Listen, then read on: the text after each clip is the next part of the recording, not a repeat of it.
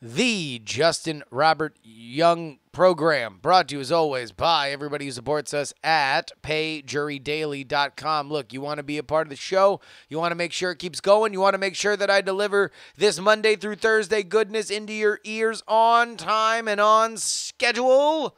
Well, then head on over to payjurydaily.com. Brings you to the Patreon.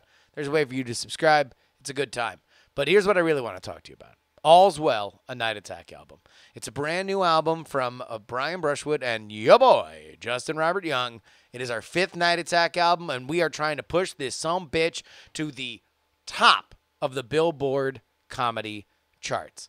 If we can do this, we will be celebrating one of our favorite people, Stephen Cogswell, a man who for the last 3 years, without missing a week, has created an original song based on what happened on the episode before. It's one of the most remarkable artistic achievements I have ever seen in my entire life, and you can be a part of rewarding him for it.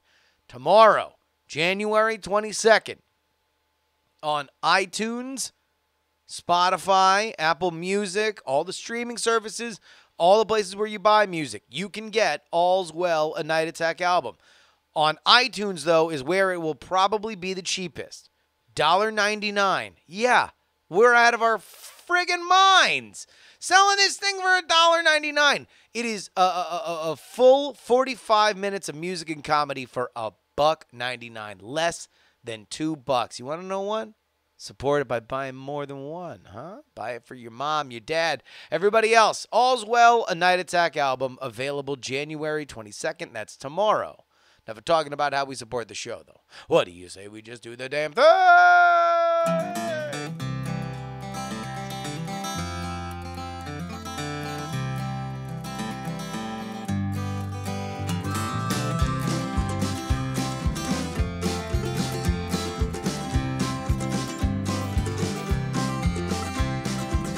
On the day that we met on the internet, I asked her for a photograph. Oh,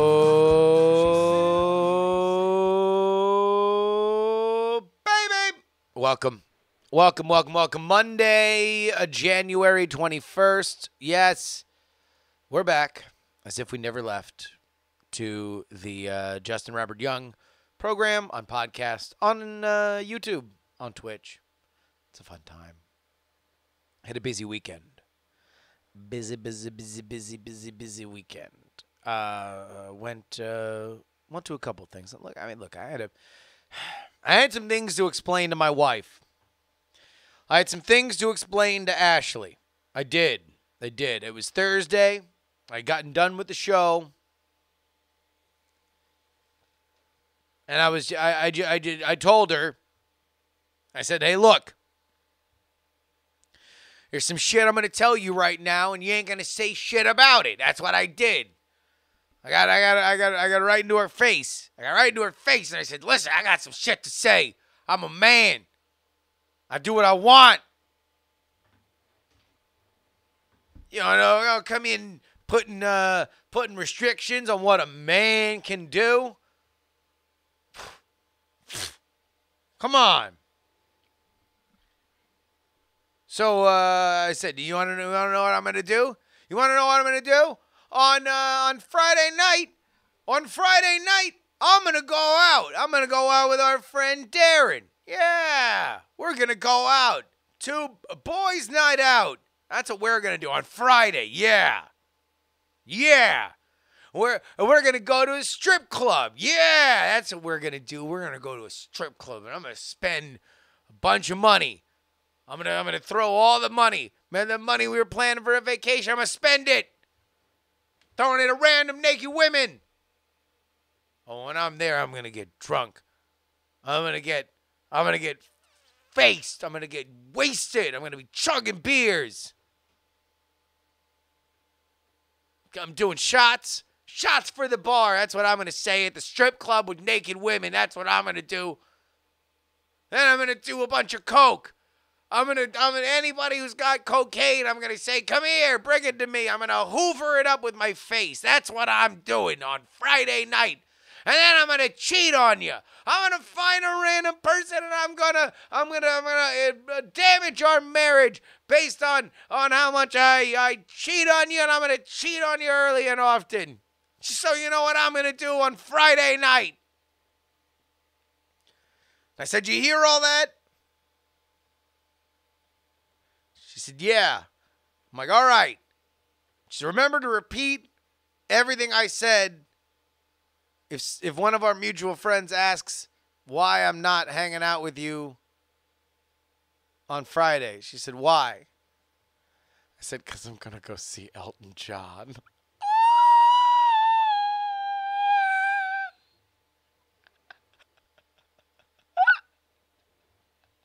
Just two boys going to see Elton John, me and Darren. It turns out that Darren had an extra ticket to Elton John at the Oracle Arena. And he's like, oh, would you have any interest in going? And I'm like, what? Any interest in going to Elton John in what is purported to be his farewell tour? Woo! Woo! Oh, man. So we went.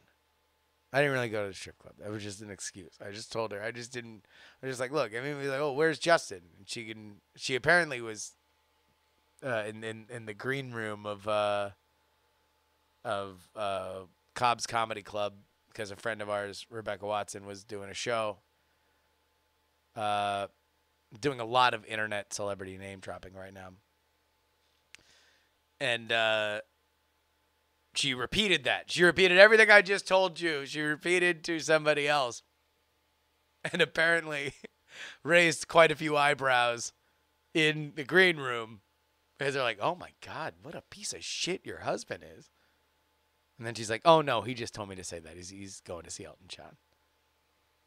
Let me just tell you a little something about Elton John. There was a funny moment at the Elton John show. Number one, Elton John puts on a crazy show.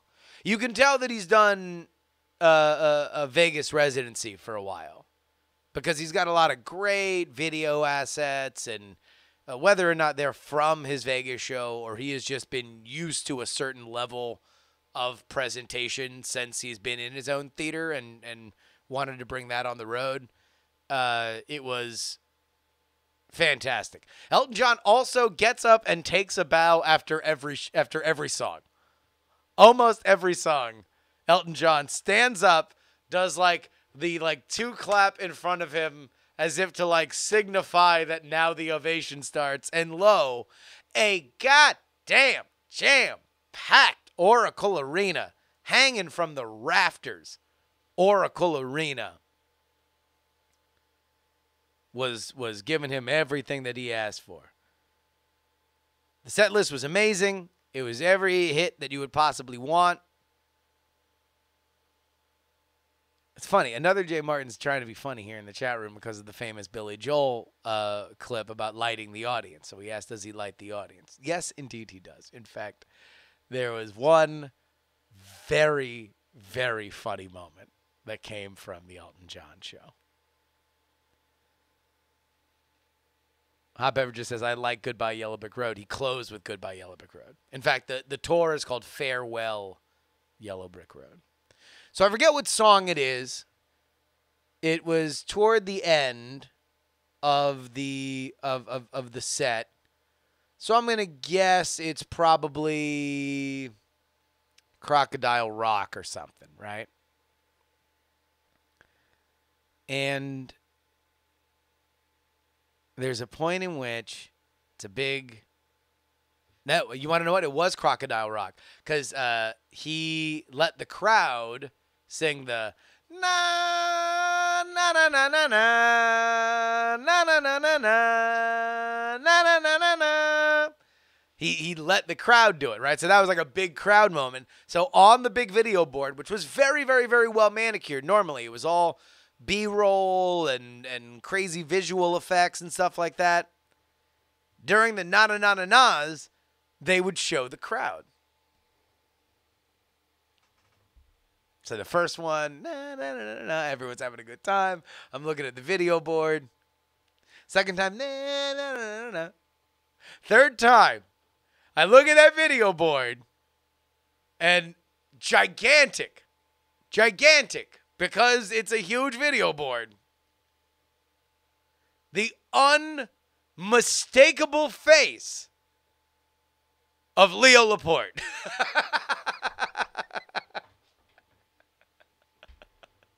So imagine, I'm in the middle of everything, and I'm like clapping along, I'm having a great time. Nah. Is that fucking Leo Laporte?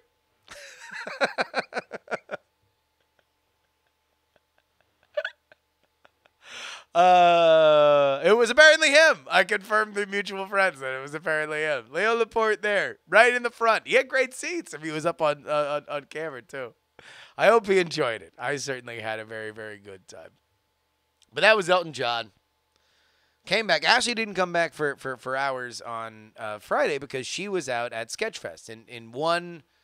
On one hand, meeting up with friends, and then on another kind of business networking. So Saturday night, we decide that we're going to go. We go to see the Obsessed podcast with Joseph Scrimshaw. It was awesome. We got to get him on Night Attack, and we should probably have him on this show as well. And then I was going to go see the Double Clicks.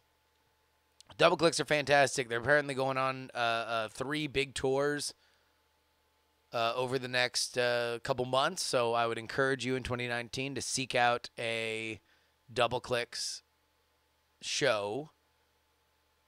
But we thought we were going to be slick and just sneak in to see the Double Clicks with Joseph Scrimshaw and his wife, and then next thing you know, there was no room at the inn. They sold out of their theater, so we wound up heading over to this other show that actually had a connection to Setlist, which was really, really, really funny. Really, really funny. If you're not aware of what Setlist is, it's stand-up comedy without a net. And basically it's a bunch of stand-ups that are doing a set, and then next thing you know, there's another, like there's a random thing, a random like premise that they see behind them. And there were some hilarious comedians, including Kevin Pollak and Bobcat Goldthwait. We were in the green room there. And there's a moment in which Kevin Pollak and Bobcat Goldthwait and Michael McKean wasn't on the show. He just decided to show up at the at the green room. I was literally 2 feet from them, and I said nothing. Oh my God, I was so nervous. I've rarely been this nervous around people. Normally, I'm pretty good with the like, hey man, enjoy your work. Awesome to see you. I did nothing. I did none of that. I did absolutely zero. Nothing. The only thing I did is after the show, I went and said good job to everybody, and then immediately ran out like I was a scalded dog. Like a dog with his goddamn tail on fire. That's how fast I ran out of there. I don't know. I get so nervous. I'm so nervous sometimes. You know, everybody, these are big celebrities, you know? I'm just some guy talking on the internet. But I'm talking to you. And that is enough for me. So, folks, what do you say? You go ahead and send me an email. JuRyDaily@gmail.com. Again, JuRyDaily@gmail.com. Dav wrote in about something that I said on the Night Attack after show, but I figured it would be a better topic here on JuRY. On a Night Attack after show, you recently threw out the idea that people have a very sensitive sense of smell when it comes to relationships and the smells they associate with them. For example, a girlfriend who steals her boyfriend's hoodie and finds comfort in the smell. I'm here to back your play. You are 10,000% right. This has been a part of every romantic relationship I've ever had, and I haven't normally thought about it until now. I deeply thought about it, though, and all the ladies I've been involved with have in one way or another listed smells of the time, the place, the clothes, or us as participants as items that they associate with the time and place. And now that I think about it, like really think about it, I can remember how my girlfriend's hair smells and how her cat smells and how her leather jacket smells. I think you're on to something. So, I would say this is something I want to throw out to everybody. Because I have a notoriously bad sense of smell. I don't smell a lot of things. For whatever reason, I always have a bit of a stuffy nose. My theory is that my little nostrils, my little nostrils in there, it just won't. They don't really open up. They don't really bloom. It's very rare that I'm like, oh wow, that's something that I can smell in a heightened sense. But I've had other people around, including and mostly women,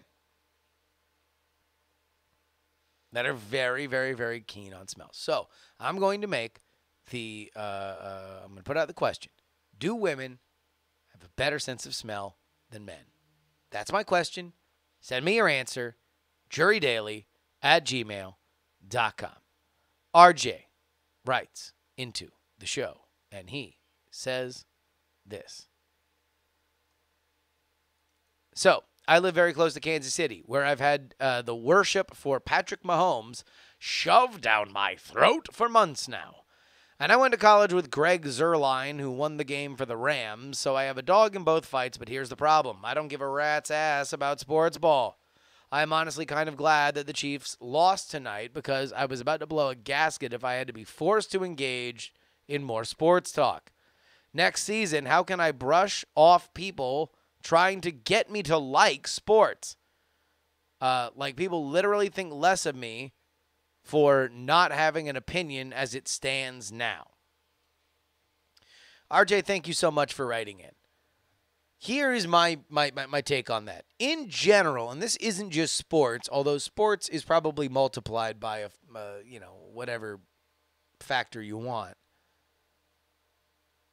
People get fussy about their niche hobbies, not because you're not into it, but because they want to know that you don't think less of them for it. I would consider the following for you. If you know 5% about sports, you know enough to end a conversation about sports. Or you know enough that'll let people just talk to you about it. Like if you, instead of saying, I don't like sports, you can just say, yeah, man, they're crazy this year. Did you see the game? No, I was doing stuff. Oh, did you see the game the week before? No, I actually didn't. Like, it is in general just a good thing to be able to acknowledge that their fandom of it is fine, and it will skip the proselytizing conversation. Because that's really what you want to avoid, right? You don't want to avoid 5 words about sports. You want to avoid 50 words about how football is really this brilliant game and you got to watch. And, oh my God, it's so exciting and you should come out with us and you should watch us with us. That's what you want to avoid. So I'm telling you, be conversant on 5% of sports and then switch the conversation to something else. You will be shocked at how much you will avoid sports talk by just having a basic idea of who won and who lost. Todd writes, I'm a little late to reply to the bitters question, but I was just, so this was whether or not my dry January was over a few weeks ago because I accidentally used bitters in a mocktail, which has alcohol in it. Your question of whether or not a dash of bitters counted as alcohol consumption made me think of an article. There's a tiny island of 700 people in northern Wisconsin. It is the largest consumer of Angostura bitters in the world. Basically, the story is as such. They started taking straight shots of bitters as a stomach tonic for medicinal purposes, turning the bar into a pharmacy. Even the feds let it slide. Imagine taking a whole shot of bitters, and if that was the only option to get lit. If it was good enough to skirt prohibition, a few drops are probably fine for dry January. Now, if you did a whole shot to join the bitters club, that might be too much. And so this is the tiny Wisconsin bar that apparently is so wild about bitters in Washington Island. Man, we gotta get a oh God, that looks disgusting. I'm just looking at a picture of the bartender pouring a shot. Oh, that's vile. I kind of need to have it now. All right, maybe that'll be my first shot after dry January. It's Nelson's Hall. Nelson's Hall is where it is, apparently. Oh. And you join the Bitters Club. And they have a motel called the Bitter End. Good God. Maybe that's it. I'll have Bitters end dry January for me. Hobbs Dog writes about what would the American version of the art installation in Namibia that plays Africa on a solar-powered basis, meaning it will hopefully play forever. What would the American version be? Hobbs Dog says it would be a copy of the Wu-Tang album that never got released, Once Upon a Time in Shaolin, playing on endless play in some undisclosed location in the middle of Death Valley. Mike says, you know, this song has just become part of our meme culture, speaking of Toto. It really was just a good old classic song in the 90s and the 2000s, nothing more. Off the same album, Rosanna was probably a bigger hit for Toto at the time. Our culture has made Africa the flavor of the minute. In 20 years, well, I mean, not the flavor of the minute, right? Like, it's been a flavor for decades now. In 20 years, someone will run up on this silly IKEA Walkman thing that this guy left in the desert and say, oh, yeah, I remember when this was a silly thing back in the teens. Oh, well, such is life in the 21st century. Makes a 21st century boy like me chuckle and scratch my head and wonder what silly shit we'll see next. By the way, I listen in my cave via podcast for the most part and occasionally live on Twitch. And if it helps, I'm American Clear, which I guess is the next level whiter than white. Joe writes, so much bad music in so many cities in America, but here are a few ideas for art installations. In the Florida Keys, you could do palm trees with a coconut-shaped speakers playing the Beach Boys' Kokomo on infinite loop. Soon, residents would pray for hurricanes. You could do rest stops along I-10 from west to east with bathrooms playing Rascal Flatts' Life is a Highway. As soon as it finally got out of your head, you'd probably need to pee again. And Los Angeles, my beloved home. Every sports home game must have Randy Newman's I Love L.A. played at some point. Wait, we already have that, and it's painful.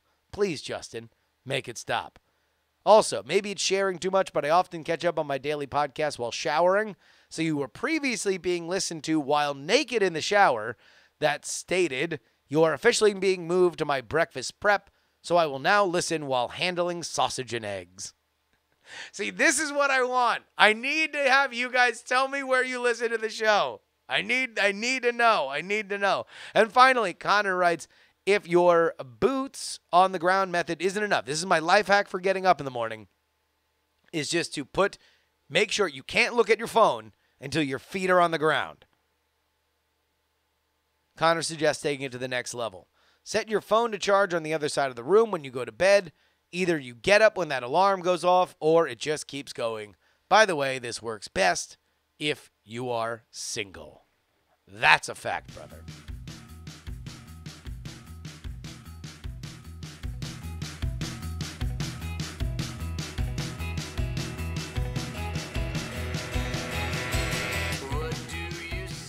All right.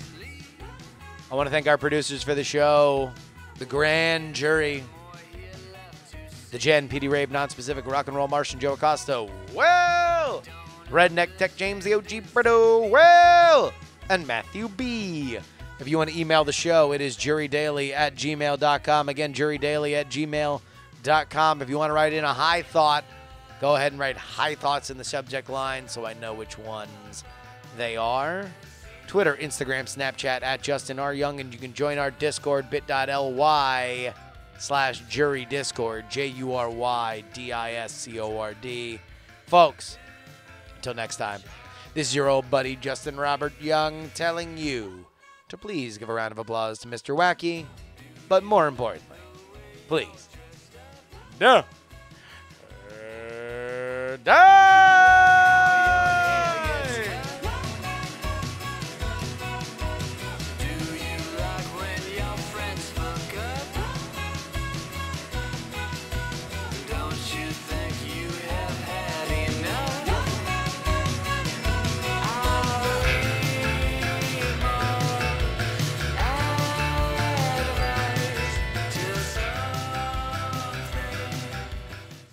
Diamond Club hopes you have enjoyed this program.